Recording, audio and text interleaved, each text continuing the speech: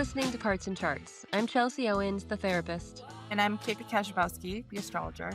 Together, we're exploring a hypothesis that internal family systems and astrology work beautifully together. Each episode, we test that out, and we're so glad you're here with us.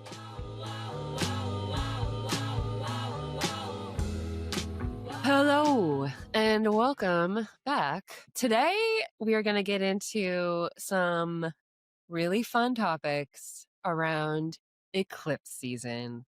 We all know it's coming, nothing to be feared, but we're going to address what eclipses are and really get into like what is the energy?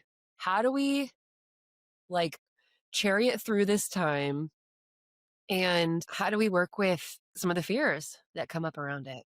Yeah. So KP is going to do a little bit of astro psychoeducation for us. Thank you, Lisa, for the name. Not yet trademarked. Yeah. And then before we start, I think I'm really excited for Chelsea to walk us through like self-led energy again. She's talked about it a few times on a few episodes, but like there's eclipse season can be chaotic, can be shifty and turny and all those things. So the best that we can do, right, is like to channel our self energy or to tap into ourself, take care of ourselves. So that's what we'll be talking about as well, connecting that to the IFS principle of self-led energy. Okay, so by the time this podcast episode is released, we will be fully in eclipse season. So eclipse season, there's 2 eclipses in September of 2025. If you're listening to this a couple years from now, hopefully you can like reflect back on what happened for you. But there's 2 eclipses. Sometimes there are 3 eclipses in a season, by the way, but it hasn't happened for a bit. So there's a lunar and a solar eclipse usually each season. We have one on September 7th and September 21st.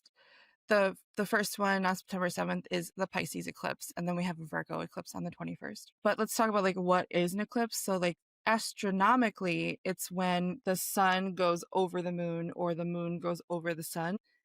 Astrologically, whenever we have a new moon, so when at night the sky is completely dark, that is when the moon and the sun are at the exact same degree of a zodiac sign. But an eclipse is when they're at the exact same degree and they are at the exact same point, like longitudinally and latitudinally. Is that how you say that word? And it's very rarely that a new moon has the sun and the moon at the exact same point where they would be covering each other. So that's why eclipses are not every month.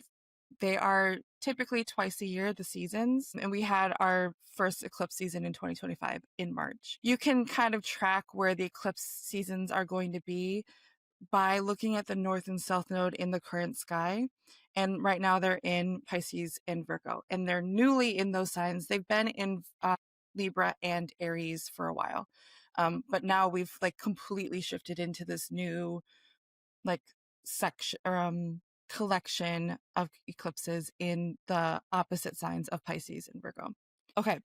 Another thing that's interesting is that it takes about 18 years and 11 days, I think it is exactly, for us to have another round of the same set of eclipses.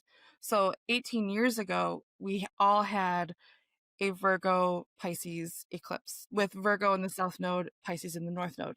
Halfway through, we do have Pisces south node, Virgo north node opposite, which is interesting to think about. The eclipse section is about 2.5 years. So for 2.5-ish years, we're having this conversation between 2 houses in our chart, 2 sections of the zodiac. Okay, so that means, when, for all of us who don't really understand this, so that means when it's on that axis of, Virgo Pisces, that means like in looking in your own chart, you'd look at where Virgo and Pisces are, what houses, and those sections, maybe I shouldn't use section in that way, but those like placements for you are going to be kind of activated or lit up at, in this time. Is that right? Like, so yeah, kind of the advice for people who want to check that out, right?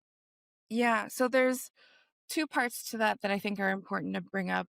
Eclipse season is usually globally full of news that has to do with the themes of those zodiac signs. But personally, in our lives, for those 2.5-ish years, we can sense there's either a beginning or an ending, or there's many beginnings and many endings. There's a shift of some sort. It's like not necessarily the exact date of the eclipse, but there's like this yeah, this energy of change or energy of newness or energy of like letting something go. Another example is like if there's an eclipse in your private house, the fourth house, it's likely that you'll have moved or something about your private spaces or your family will shift.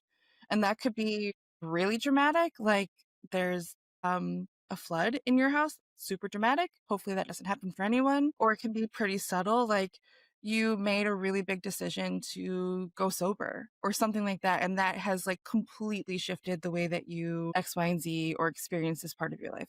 That's how eclipses can kind of feel on the personal field. That's really interesting. I have the eclipses in my research and cognition houses, so I think I'm experiencing how I do research is changing. Yeah. Another thing that is exciting or interesting for me is the more I become aware of eclipse seasons and like applying it to what's changing my life, the more I really do see how each house shows up for me. That can really show you what to look out for other things that are happening. One other way I do that is where the sun is in the chart. Usually the sun just gives you more conscious or cognitive awareness of what's happening in your life.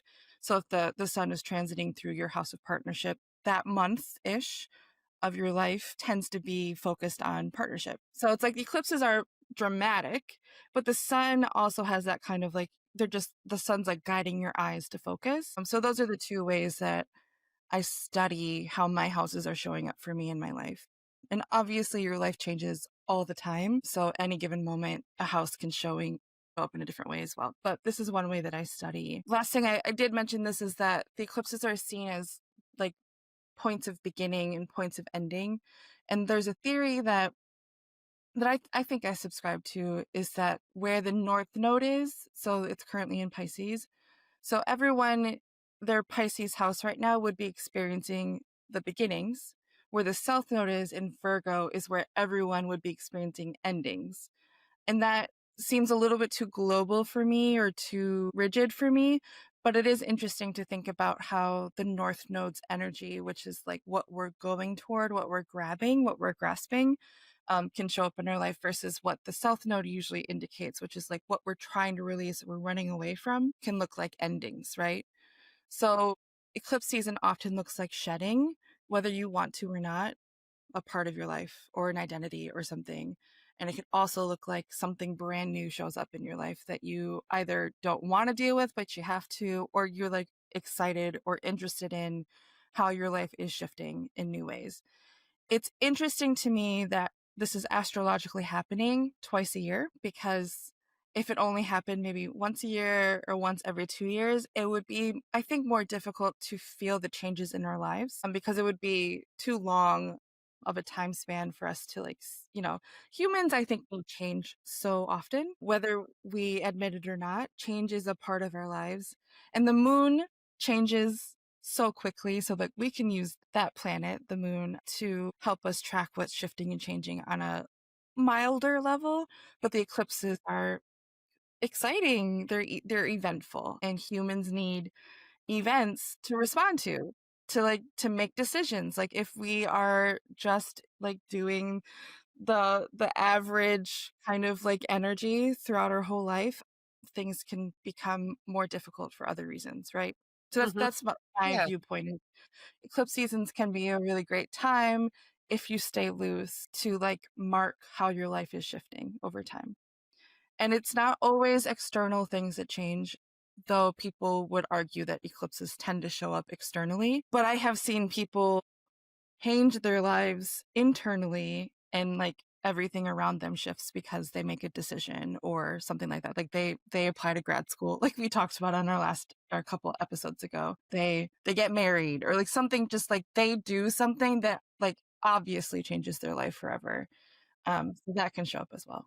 Yeah. Like we need that little like spark of anxiety or something to, yeah, to just kind of like step us into either action or fear, but then like having to move through that, right? Or something Yeah, that's just shaking things up. Yeah, I really get that. Like we need, yeah, something to spark movement or, movement. right. Yeah, And yeah, and I just imagine like back in the old day how crazy it was to witness this like astronomically as an yeah, event, like when we didn't know what was going on, right? Like how crazy that would be. Like yeah. Like, total eclipses, like to have, the sun completely blacked out in the middle of the day, like you would think like the world is ending, right? Like what or like what did we do to deserve this punishment for 5 minutes? Like it's just so crazy. So I get like yeah, before we kind of knew what was going on, maybe there was a lot of fear around something, right? Or some stories that came about in, to fear this time or the ominousness of this time. yeah. Right? And like it was we were being punished or there's something yeah that we did wrong that but it's not, it's like this is literally just our system It's how working. it goes. Yeah. What's really cool about humans too is like we track patterns. That's like part of our scientific mode. I don't know, like there's not all animals necessarily track patterns that way the way we do through time. So eventually we found out it was every 6 months. But then it wasn't always in the same place in the sky. It wasn't always like then like we started figuring out those patterns and we realized it's on an axis. Hmm. The solar eclipse in the spring in one sign is going to be the same sign lunar eclipse 6 months later. You know what I mean? Or sometimes it shifts, but Yeah. yeah. I just love knowing that like humans are so good at recording and seeing and like testing and seeing what's happening. But yeah, before we knew all of these details, it looked like everything was crashing down. Yeah. And it affected the crops and the insects, and cows would turn back to like they still do, they'd turn back to the barns. It's Yeah. like it's such a it's an event. It's like capital E event, you know? Yeah. Chelsea, before we started recording, asked me to like walk through the dates of the other eclipses. So what's interesting about the eclipses, it's kind of this like back and forth energy, and it's not always that it's just Pisces and Virgo in each season. So the first Pisces or Virgo eclipse happened in 2024, September 17th. So about a year ago ish. That was the first Pisces eclipse, but we didn't have our first Virgo eclipse until March of this year. And we still had Libra and Aries eclipses until the end of March this year. But this is the first eclipse season where it is Pisces and Virgos together. So Okay. we have that lunar eclipse in Pisces on the 7th, like I said, and the solar eclipse in Virgo on the 21st. But then February next year, so it's like six-ish months later, that solar eclipse begins with Aquarius, and then we have Virgo. And then next summer we have Leo and Pisces. And then we're ending the end of the Virgo and Pisces energy with February 2027 with an Aquarius and Virgo eclipse. But that's the last time for a while that we have any Pisces or Virgo eclipses. So like there's this 2.5-ish year kind of like weaving of energy where we would feel changes in that parts of our life. But then like of course the next over house would blend in with that house and kind of tell us what's happening. Um, because with the way that the house system is set up in our birth chart is that everything's kind of informed by each other. Hmm. Hmm. Like the first house is the self. The second house is what supports the self. The third house is what supports the self. Like that kind of like building up on each other. That's such a generalization, but yeah. So mine's in second house for Pisces. Second and eighth house right now. Yeah. What can I expect? What This kind is of so chaos hard. can I expect? This is so hard to like talk about before anything happens. Like it's so much easier in a reflective way because like eclipse energy is surprising. Whether it's scary or not, that's not always true, but it's usually Yeah. very surprising. Like, you can't really predict it. Just funny because Chelsea and I in a group chat shared unhinged predictions. And I really, it was hard for me to say something that was like so wild. I was like still getting too practical. Yeah, you But were. yeah. I mean, So second and eighth house. the last September, I feel like I don't want to say like nothing happened, but like it felt I don't recall at this point. I'd have to like look back at some journals, but I don't feel like that little a portal was that crazy for me. It didn't feel like chaos for me. Interesting. Okay. That would have been was so that was in different houses for me though. So That would be your Pisces and your Libra house. And that was the middle September and then first week of October. So your Libra house is your third house of neighborhood, siblings, writing. mm, writing. Maybe there was some energy in writing. I know that you were working on your Oracle deck Yeah. around that time. That month Yeah, I was doing a lot of ceramics. I did like a month of ceramics. So I was really that in the makes sense. but yeah. Yeah. Wild. Yeah. Wild times for me. My eclipse season. It's good not to have too many stories you can call upon. But if we're going to do some predictions, the second and eighth house axis has a lot to do with resources. So that's shared resources. That's the eighth house. And then the second house is resources that you have available to yourself. And that could be knowing how to do something. So, like skills and talents. It can be income, like actual liquid assets that you can use to buy food. It could be food, it could be clothing, it could be shelter. So, if we want to be really general, the second and eighth axis has a lot to do with like safety, security, surrender, relying on other people, and trust. Relying on yourself, relying on other people. So there's a lot to do with like, will I survive? Like And do you that's feel like, yeah. with all of those themes and like areas, do you feel like I mean it's hard to like really predict or know like what to expect, but like is it like a lesson that's perhaps learned in those areas, like resources in our food or like, or can you expect like an event, like something happening in one of those areas, like whether it's good or bad? Like, is that, yeah, I guess, what do you notice maybe in your tracking, like in one of those areas? Like, is it just something happens or something's brought to your attention that still needs some healing, or you're needing to learn something, or could it just be fun? Could it just be like somebody gave you a pair of pants?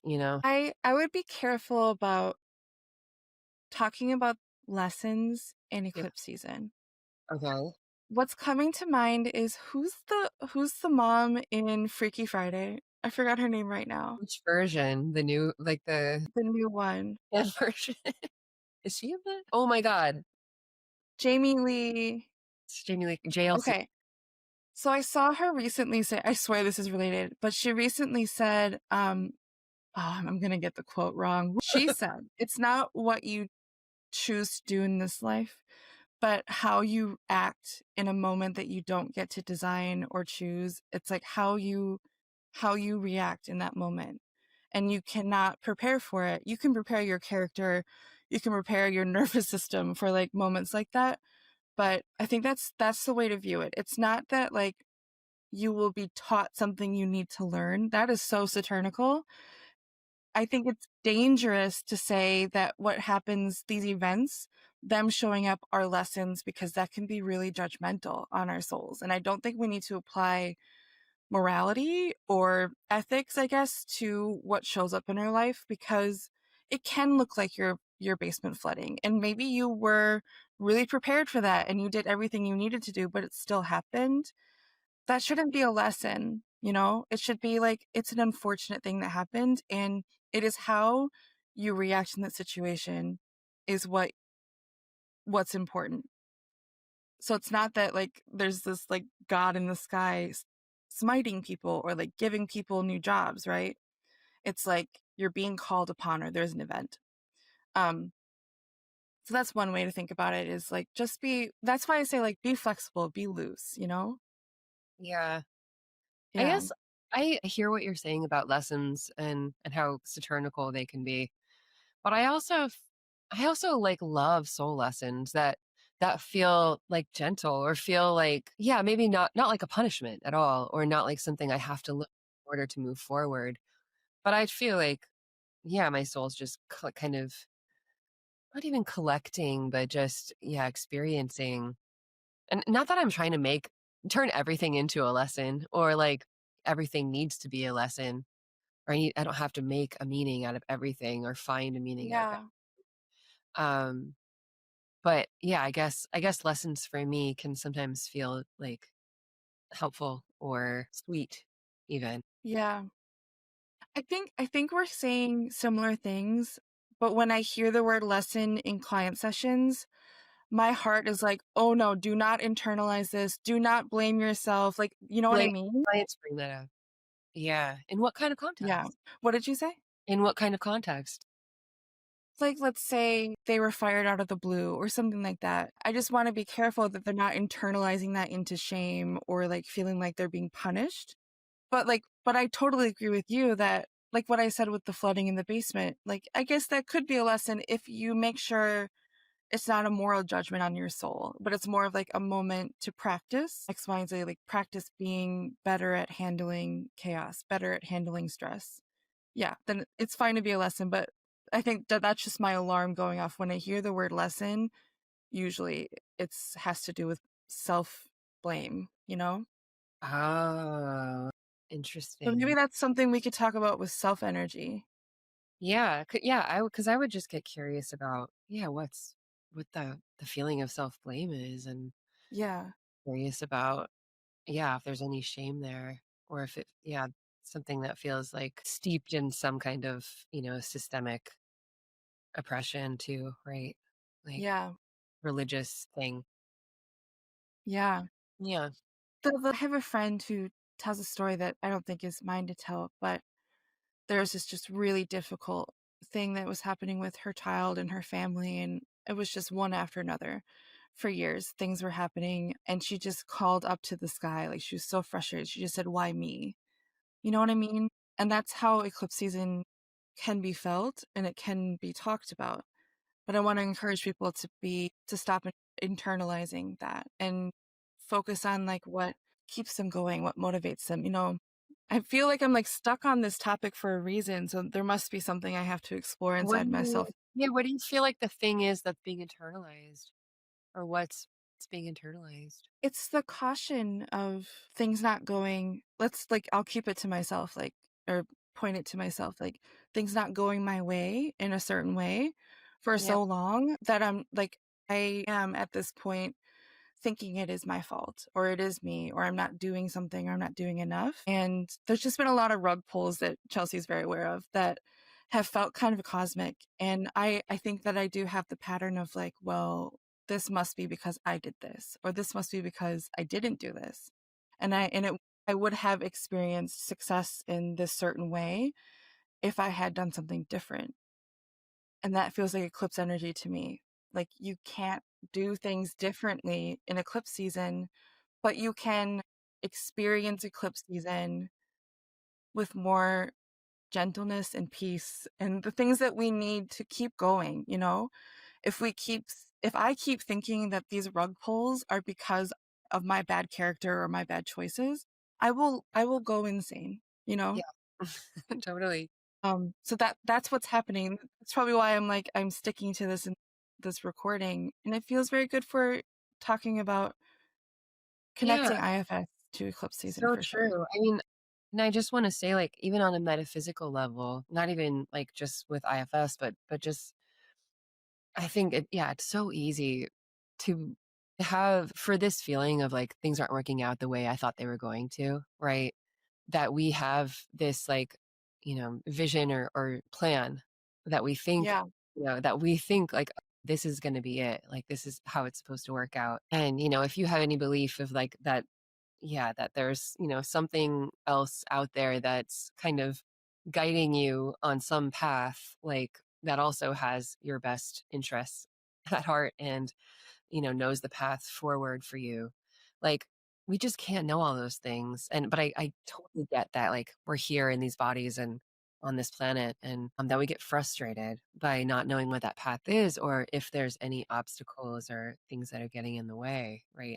I feel it all the time. So I get that frustration. And then some people take it in many different directions when they're feeling that frustration, right? Like going towards self blame for Yeah. whatever reason, the parts of you that are organizing around the frustration and not knowing the path, or the path not being clear, or just fucking challenges coming up. It's hard. And so I see the parts that are kind of organizing around whatever they're doing to protect you, right?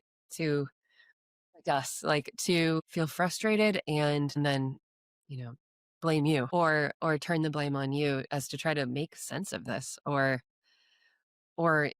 we'd have to find out what their intention is. But I'm going to guess, like, in most parts of me that exist like that, the intention is to try to propel me forward, or to get me to act, or like work harder, right? Like try Yeah. harder, like apply to more jobs, or do more things. It tries to get me to do more in order to just push forward and try to break through all of those obstacles, right? And yeah, so I really get that. And yeah, I'd be curious to work with more of those parts with them Yeah. and you.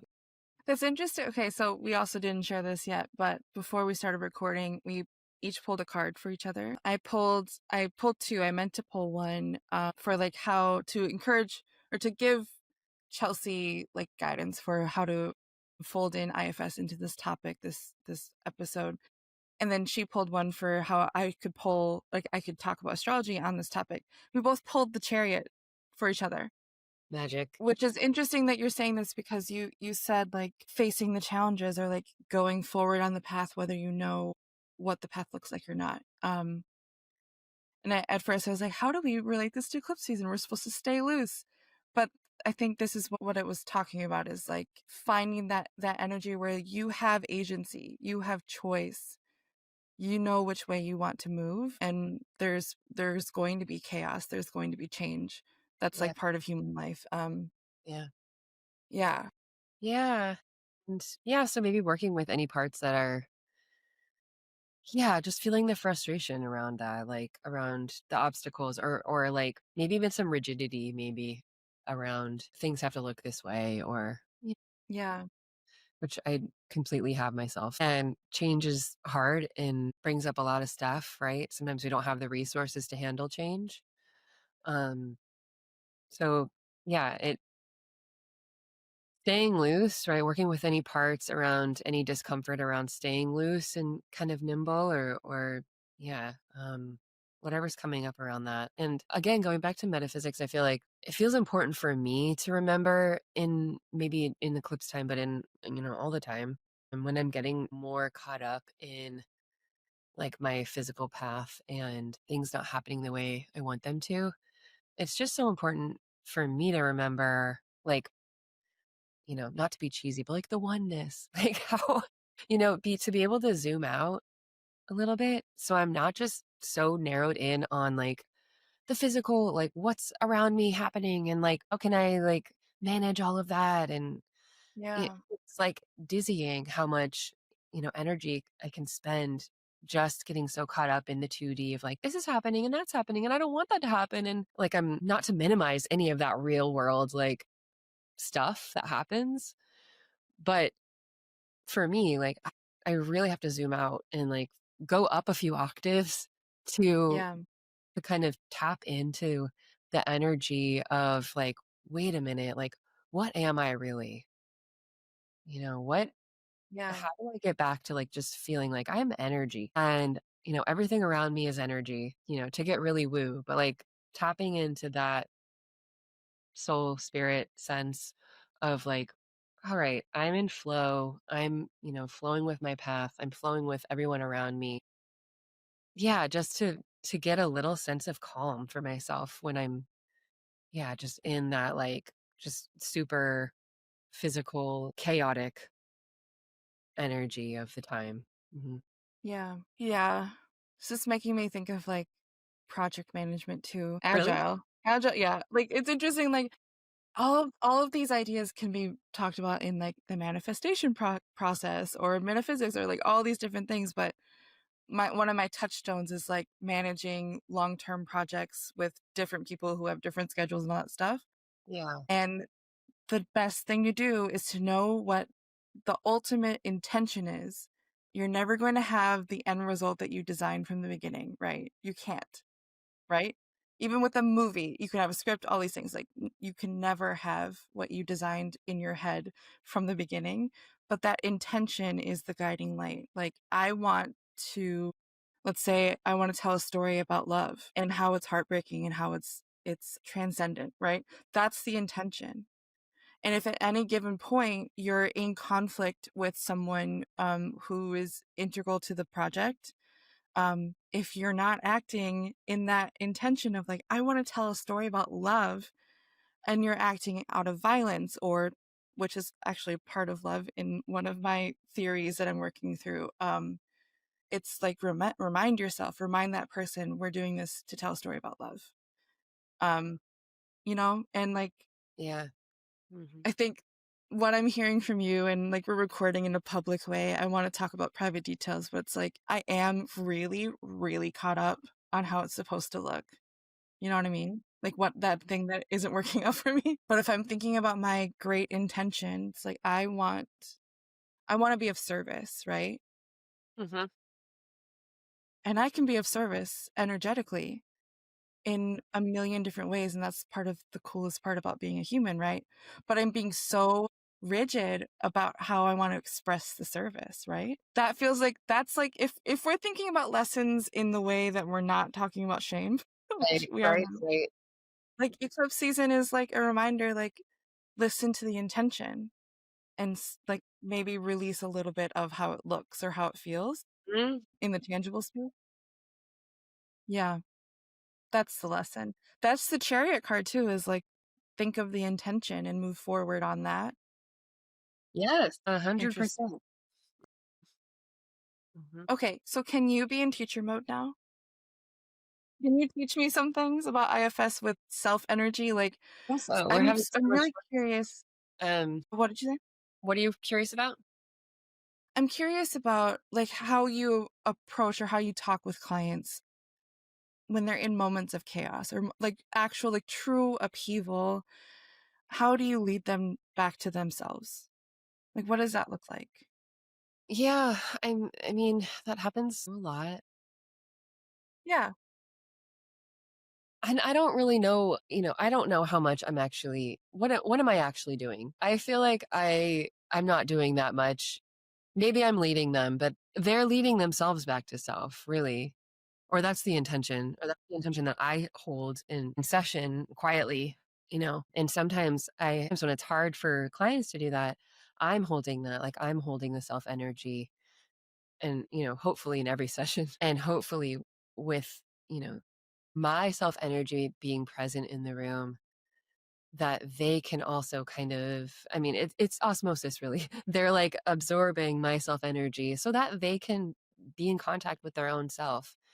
I really do believe that happens. Like, and I'm sure you can, think about times when that's happened for yourself when you have been around someone that feels like they're in so much self energy or so self led, yeah, and you can like absorb that. You just being around that energy helps you to feel grounded, feel calm, and probably have a little bit more access to your own self energy as well. So, I feel like that's kind of all I'm really doing is just showing up with as much self as I can or I can have access to, just so that they can kind of co-regulate.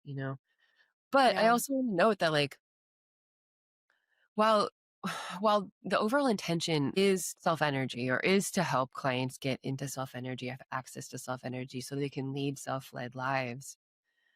I don't want to like make it seem like if that's not happening, then that's a failure. Or like if that's yeah, just not the order of the day, then that like we're always striving towards that as a goal, yes. But also if clients just like want to express whatever parts are coming up that are feeling chaotic or feeling in crisis or feeling everything that they're feeling, like we can also sit with that. Like I don't want to send any parts the message that like it's not okay to be dysregulated, right? That it's not yeah, okay that we're like, oh my God, like this part is having a meltdown. Like we have to calm it down. We have to get it down, like back down to like baseline. Like we are not sending that message.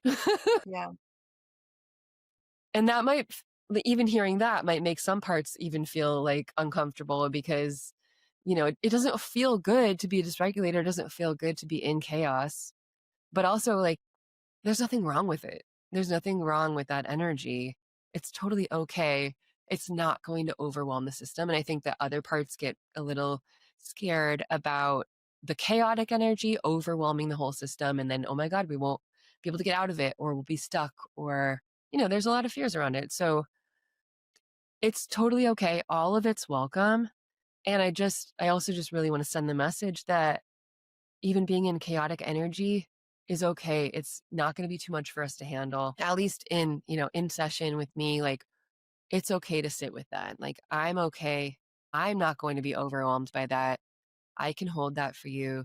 We can all hold that. And I just want to, offer this space for any parts that are feeling that to be able to express. Like we just want to get to know them and befriend them and work with whatever's coming up around that. So approaching it, just with curiosity and befriending, um, yeah, any parts that are coming up around, feeling into that chaotic moment or any fears, it's really just addressing the fears, like what, and Yeah. getting to know what the part's really doing, what's the intention there? Because even if it's, yeah, something chaotic or just, whatever their job is around the, chaos. And we're really just trying to get to know what that is because it's probably there to serve the client in a positive way, or it thinks it's serving the client in a positive way, right? It probably has a positive intention. And so it's really important for us to get to know that. And I've seen,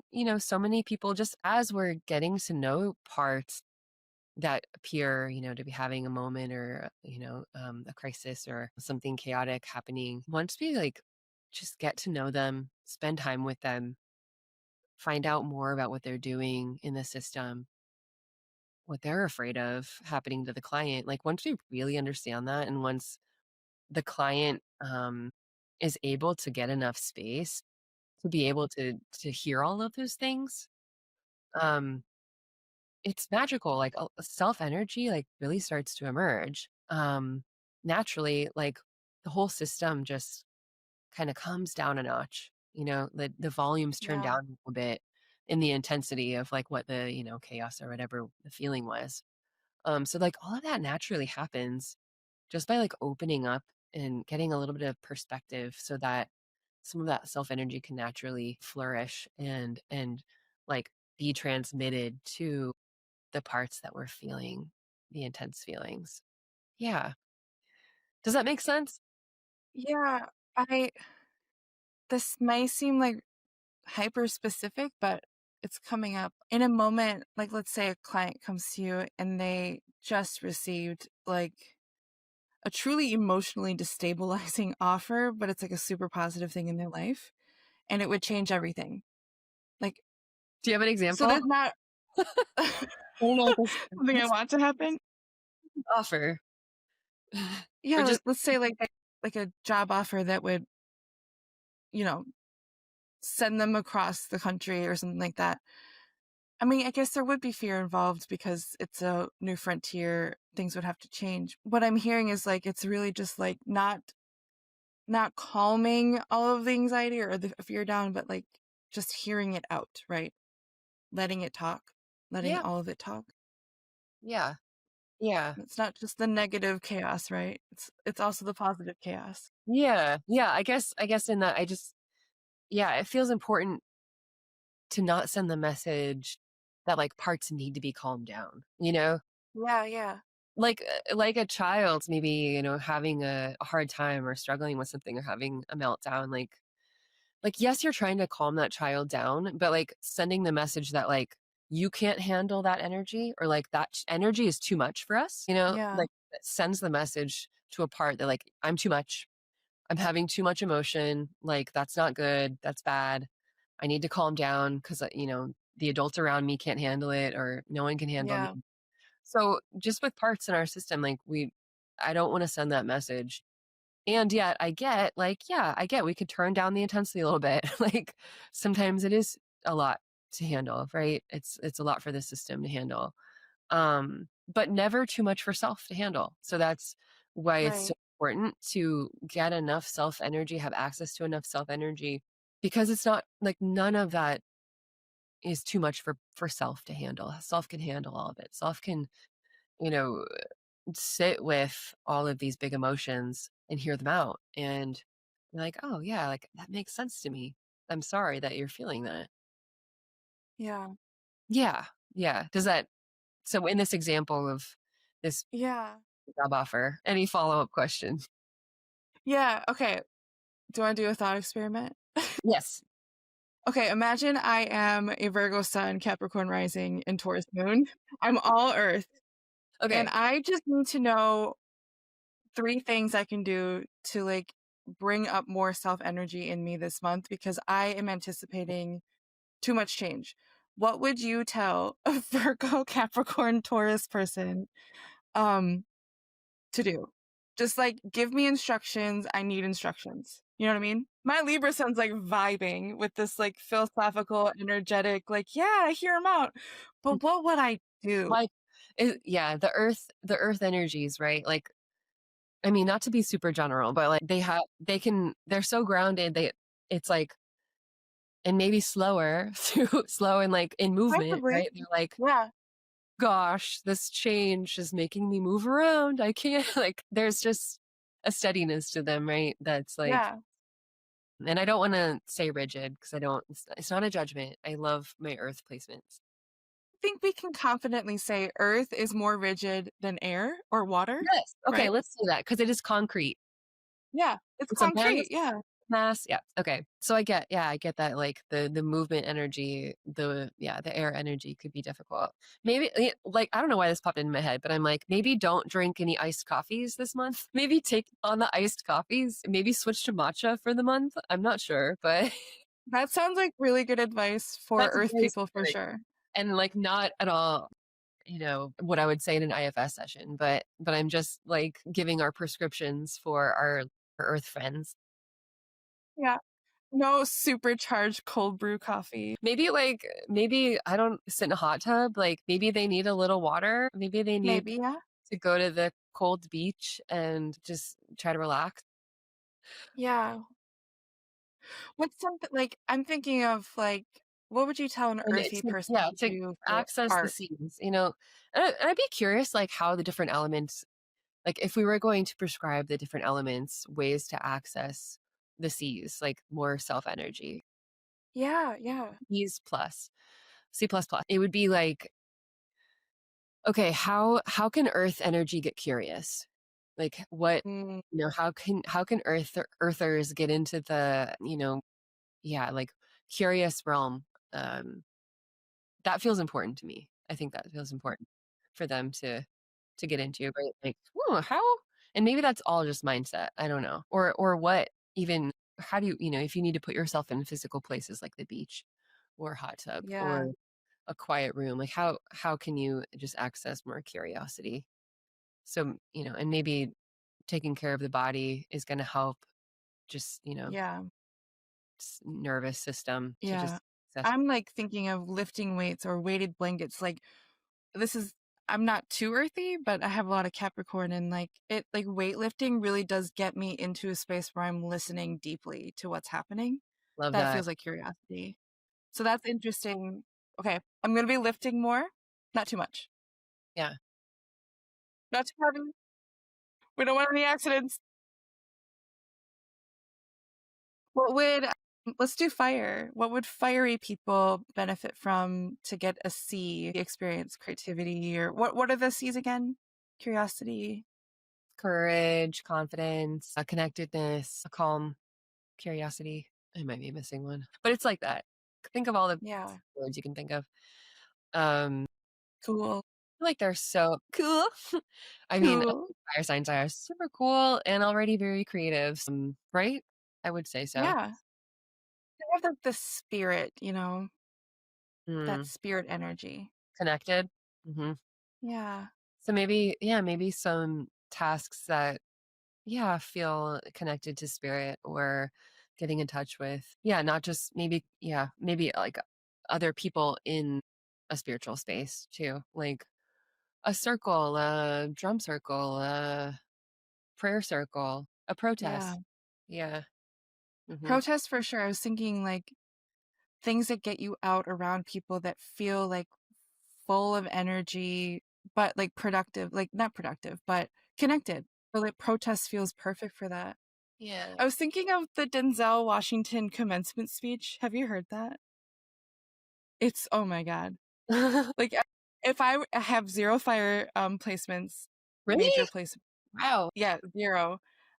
But I was just thinking of there's a person in my life who's like mostly fire, and he has sent me that speech 3 times over like 15 years. Mhm. So I wonder if there's like a fire energy thing where like listening to like truly inspirational Love that. speeches or something like that.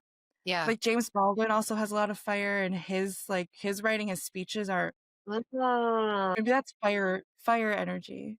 I like that a lot. That's a really, I think always listening to like inspirational anythings feels to Yeah. me a good way, a good entry point to more self energy or some of the C's, like especially connected. Like I'll listen to a lot Yeah. of guided meditations or like old school talks, spiritual talks. They really get me in the mood. Yeah. Get Yeah. me going. Good, good, good. Okay, so how about Okay, air? what about air? Mm, What What gets air into a sea place? Courage. I feel like courage might be something. I don't know why it's popping out to me for air energy this eclipse season. The eclipses are not in an air sign for the first time in a while. There's yeah. that Libra eclipse energy. So maybe there's something about like speaking one's mind or like practicing how good it feels to clearly state what they want and not couch it, not hide behind like beautiful language maybe. Yeah, what do you think? Yeah. I like that. What else? The word calm's coming up for me, like that C word for the air signs. So how would air signs access calm? Like, Mm, because I mean, I feel like they're so good at conversation. Their C is conversation. yeah, And how, and that can sometimes be like, like a little birdie chit chatting. So yeah, maybe I feel like connected and also calm. So something maybe some solo artist dates or maybe, something. yeah. I think I think that just like the general thought meditation practice of like not all of your thoughts are for you or they're not a part of you. Like they occur, right? They happen, but you don't have to identify with all of them like that. It's not as fun as like painting or dancing, right? But there's something really valuable in practicing that, especially in eclipse season, that like not every good idea is something that has to be yours Yeah. Ooh. or shared. Like you don't have to say every good idea. That's a really, yeah, that's a good point. Um, I also wonder if it would help just like to practice like deep listening. Um, and also like going to the symphony or like, you don't have to actually go, but like, of course I love going in person Yeah, and feel it with your whole body, but even just like listening really, a really loud symphony or, something classical, like something with many movements and many parts to it to get in touch with like, I don't know, yeah, other people's ideas or calm or connectedness through music, through that's like real. notes, like no words. I like that. Yeah. I'm gonna do that for sure this month. That makes me think too of like I've gotten some really good advice from some teachers, spiritual teachers of mine who say there's something magical that happens when you go on a walk without listening to anything. You just like you're raw dogging life is what one of them said, but not in the terrible way. Like you're just like you're allowing what bird needs to sing next to you or like what wind needs to talk. And you don't get to choose when something happens. You're Hmm. just walking and you're letting things speak to you. That's We must be I vibing. also After I mentioned the symphony, I just thought like they should also go birding and just hear Birding. what the birds have to talk about and like listen to Yeah. the chatter instead of like people chatter or their own chatter. Like, what are the birds? September too is really great birding, I gotta say, depending on where you live. But September is a really great time. But another thing that I was new to me, but I guess has been around for a while or talked about is the color walk. Have you heard about that? So like you choose a color, you go on a walk, and you just identify every time that color comes up. So it's like a mindfulness thing, and it helps center people, but it's also kind of fun because you're like looking out for like yellow or it's like that. I have to do that. I haven't done it yet, but that sounds Why really don't we nice. just make eclipse season a big old scavenger hunt? I'm gonna write that down. Should we? I love scavenger hunts. Yeah, Yeah, I like that. maybe that's for water signs. Water signs, yeah. Scavenger hunt, color Go walk. find the best water signs. How would you feel creative? What's something for water signs? Yeah, I mean, of course, making art, collage. The Art, other C, clay. clay. Clay is so earthy, but it's also so watery. I mean, our friend Brina talked about how making clay art is all the elements because you fire it. It has to dry out before you fire it. Like it's all, that's so beautiful. We love her. Yeah. If you are like a water dominant person, doing earthy or like physical type of art, I think can be really helpful. Like I'm very watery, and that does help me get out of my anxiety quickly. Just nice. Yeah. Yeah. And for me, like connection to spirit, of course. So in my whole spiritual practice helps me access more self. Yeah, being around people that I love. Like I can also get super stuck in my head and in my thoughts and being such a like solo lone wolf person. Yeah, the maybe the harder times in my solo times, I can definitely just like get so caught up in a thought, and it helps to have me like verbalize with, people that I trust to have that to like bring me back to reality and get me up. Yeah. Yeah, pump me up a little bit. Yeah. So It's people, just fun. I like how we went to the RX again. the Last R, episode, our guest Lisa, brilliant therapist and astrologer, she suggested that we do this thing where, and we're gonna do it, where if you leave a 5-star review, if you leave a 5-star review and your big three, you can tell us the houses they're in and whatever else you want to tell us too. But we at the end of episodes will say your name and then give you a very non-medical prescription for how to center yourself or gain more access to your self energy. Um, yeah. So do that. We would love to do that for you. Um, any final thoughts about eclipses? Or I guess I do also, I hope I kind of answered enough. A part of me is like, did I talk about IFS enough? Because I really want to I want to really get this point across, like not to be afraid of the eclipse energy. And I, yeah, I'm so skeptical of like anything that's out there on the internet that's like, don't do anything during eclipse season, or just like such fear mongering and yeah, perpetuating that like something bad's going to happen or you shouldn't, I just like really rub up against anything that's like, don't do this. I'm like, don't tell me what to do. If I want to do this exactly. during eclipse season, I'm going to do it. I don't have to wait. Like, and yeah, if it doesn't work out, then like, that's fine too. Like I can, I'll navigate around that. So Yeah, don't be afraid.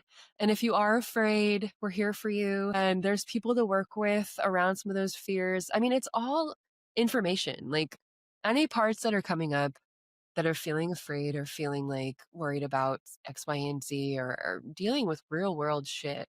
Like it's all okay. Like we can, you can work with all of it. This is a fun time.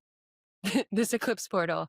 Like I guess we're also trying to just lean into like yeah, it's not scary. It can be chaotic and fun. It can be life changing in a good way.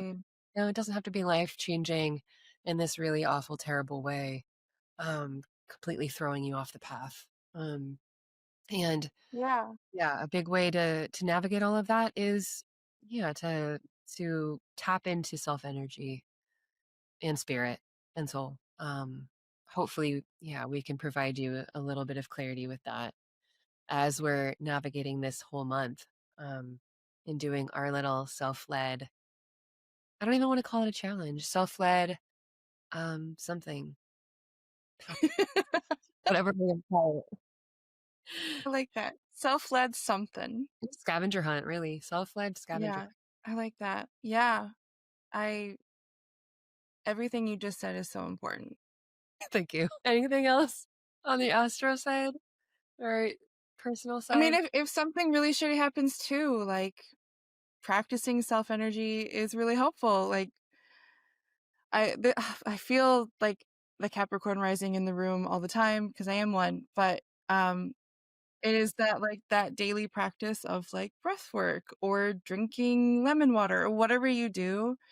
All of those things support you for the harder moments or for the moments that are maybe positively charged but chaotic in some way. So that's what I'm really concerned about is like if whatever keeps you on the boat is good. For me, like when I was teaching middle school, it was one of the most chaotic moments of my life. Yeah, I had to watercolor in the morning. Otherwise, I would have a whole day of exhaustion, go to sleep, yeah, and have like no joy. yeah, I totally. mean, I enjoyed so much of the job, by the way, but it was really hard Uh, on all of us. So I had to do that. And now that I don't teach middle school, I have more access to my own energy. So I don't have to be so like specific or rigid about how I express it. But I needed that practice to survive through those 3 months. You know what I mean? That's what I'm thinking about. for sure. Yeah. Yes. This. Stay on the boat unless you want to jump off the boat and go for a swim. You can do Yeah. otherwise if you're like, "Oh, hell no, I don't want to swim today. I ain't swimming. I need to just stay starboard or whatever." Then yeah. Yeah. Some nautical terms here. We are a sea witch. Well, we've got our resident sea goat in the room. Not to Hmm. mention the sea goat in the room, but You're the mermaid and I'm the sea goat. Thank you everyone for listening. We hope you have lots of kisses this month. oh, lots of hugs and Yeah, kisses. That's hugs another and kisses. prescription. Yeah, we're ending with that prescription. For everyone on the Time. planet. Okay, bye. Thanks for joining us for Parts and Charts, the IFS and Astrology podcast. If something sparked insight or resonated with you, we'd love to hear from you. No, really, we're here to make friends. Reach out to us, leave a comment, subscribe, and if you feel called, share this episode with someone you care about. Or if you want to work with us one-on-one and go deeper with this work, check the link in the show notes for how to find us. Until next time, may all parts of you feel like family.